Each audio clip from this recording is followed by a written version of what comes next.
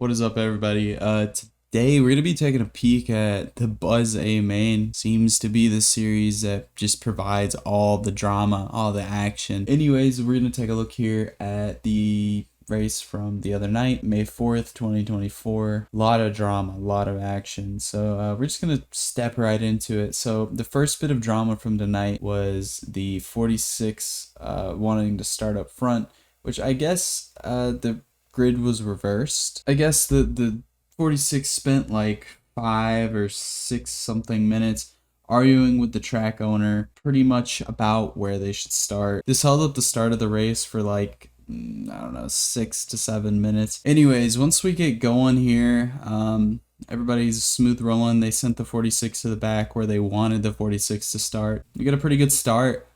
97 just gets a really good start. They send it 3 wide right away. That's the 28. Remember that number, that's going to come into play later. 46 has a bit of a self spin. Looks like they were already loose on entry, so I'm not sure what that was about. We get a second green flag restart from lap 0. 28 immediately jumps outside, forces them 3. Outside line is just bogged down because of that.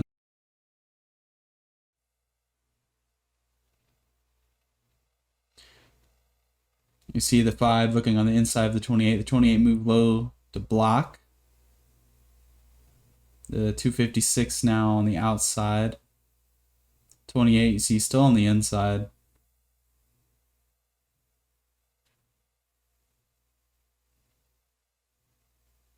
Getting really close there on the backstretch. Side by side is the 51 and the 5. Almost 3 here. The 51 gets into the 28. Spins him around. Looks like, I mean, the 51, let's bear in mind here. The 51 has ran a, what was it? It was a 15.9 in qualifying. I don't know if that was a track record or what, but it was blistering fast, really fast time. That's your first bit of drama for the night. It just looks like the 51's so much faster than everybody else tonight that, I mean, you're just so much slower in the front of him, and he's gonna enter the corner so much faster because he has so much more cornering speed. Here they come to the green flag for the restart from that caution. The 51 tapped and went to the rear. Pretty decent restart. Outside line bogs down a bit. See that the 8 getting the outside run. The 256 was looking to the inside. The 97 goes to block high or gets tight, one of the two, and 8 with a really nice save there. 51 all over the back of 28. Once again, moving through the field. That 51 was so fast. You can tell everybody's starting to get where they're supposed to be because they're starting to file out.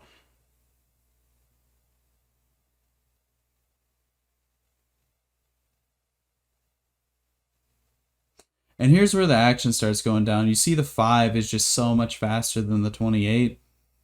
And he's right on the 28's bumper. The 28's so slow on exit and then goes to block the bottom. So the 5 has to, what looks like, brake a little bit on the apron, gets loose. 28's blocking really aggressively. The 5 looks high. Gets to the outside on the straightaway. Got to hang on the outside through turns 1 and 2. Get a nice run through the back stretch. Gets slightly ahead, has to brake. And it looks like the 28 just turns up into him. He's heading up the track right there. I mean, there's no rotation in that car. So, number 5 saves it. After the 28 tries to spin him. Or maybe an accident, who knows. The 5 repays the favor. Doesn't try to wreck him or anything. And then the 28 turns down on him on the straightaway. Breaks his, I believe is the right rear. So, let's talk a bit about this. Let's go back to the start of the incident. The initial start, what I guess you could say really initiated the whole thing. When everybody starts to file out, you can see the 5 is obviously so much faster than the 28.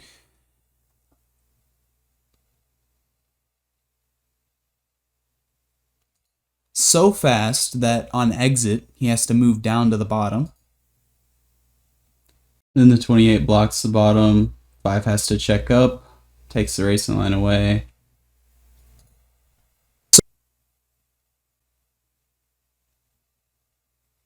5 to the outside.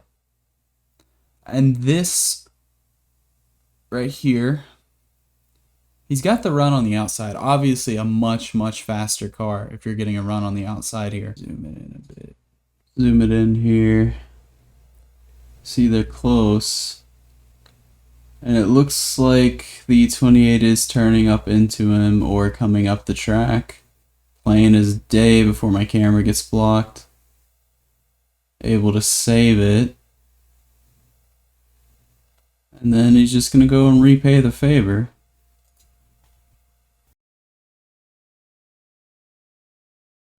Again, nothing egregious, getting him loose.